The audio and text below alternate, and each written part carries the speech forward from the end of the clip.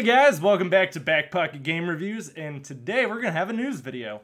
Oh my god, it's been how long since I've done one of these? That's crazy! I know, I still make videos. Don't forget to, if you do want to catch any of my live streams, hop over to BPGR Live. They are all on there now. I will no longer be live streaming here on the main channel, and actually, since I've stopped live streaming here on the main channel, my subscriber count has started to go back up. Crazy how that works, isn't it? So, there was an interesting article the other day about how Mario Kart 8 is kind of like a victory lap for the Nintendo Switch. And it really brought up a very interesting point about how essentially Nintendo can remake a lot of the Wii U games with how small the Wii U's user base was. And a lot of them are going to get really big and take off really well on the Switch. Mario Kart 8 being a prime example, it's sold extremely well so far. I picked it back up. It's easily the definitive version of Mario Kart, and there are plenty of games in the Wii U's library that maybe never got even touched, simply because that it didn't have a huge install base.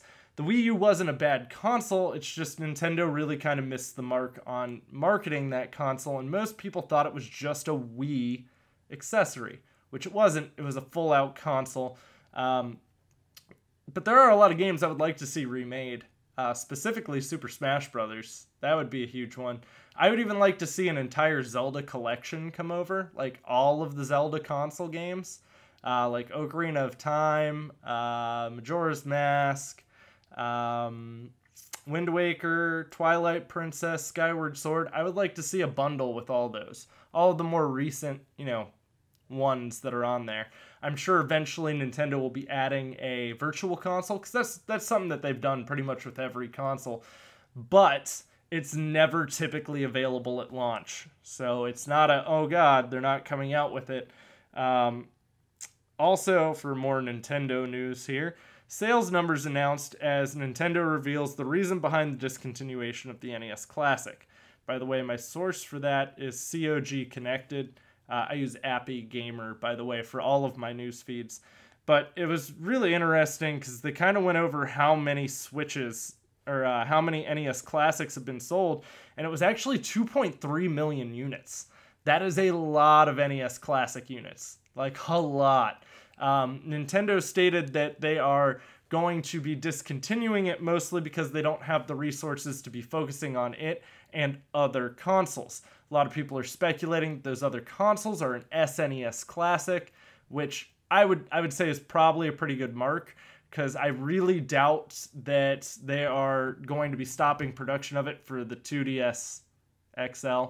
Not that I'm not saying that the new 2DS isn't kind of cool, even though it looks like it has like an iPod attached at the top. It's kind of bizarre, but I'm sure it'll do very well. Most of the 3DS lineup has done exceedingly well, and a lot of that is because they have a virtual console on there. You can get a lot of the SNES games on the new Nintendo 3DS, not on the original. I have the original XL. I have a lot of original Nintendo games and a lot of Game Boy games. But with the newer one, they are adding the SNES games. Supposedly, the original one isn't powerful enough to run SNES games. I call BS. Mostly because the original one can run Game Boy Advance games, which was as powerful as an SNES, technically. So, interesting little tidbit there. 343 Industries admits neglecting the Master Chief in Halo 5 was a disappointment. Essentially, they are trying to say, we're sorry, we get a lot of fans are very upset that we didn't focus on the Master Chief as much, and a lot of the times that people played as Locke, they didn't enjoy it or just felt that he was kind of a miss as a character.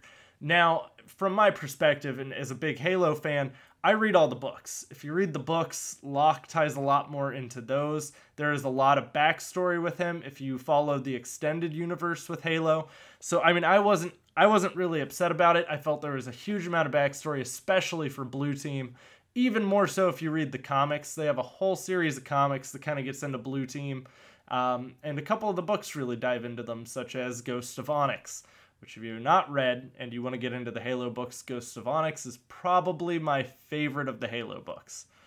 It's really good. Fantastic read. And you'll instantly fall in love with Kelly, who's a member of Blue Team.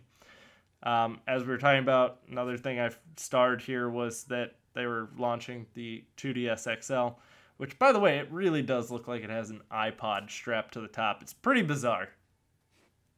Cool looking console. I might pick one up. Not 100% sure on that. Apparently, a bunch of analysts, and by a bunch I mean 2 analysts, are speculating that the PlayStation 5 is going to release in 2018. There's a lot of people that are really boggled by that, and a lot of people that are trying to call BS. Personally, my personal thoughts on that is with the PS4 Pro already being out, I really don't see Sony releasing the PlayStation 5.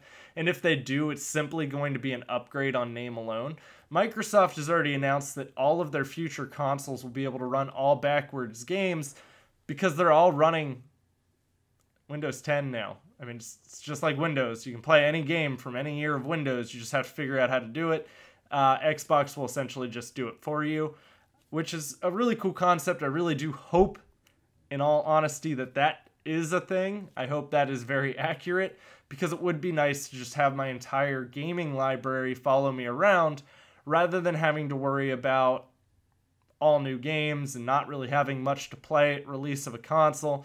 Most consoles don't release with a robust library, the Switch being the prime example.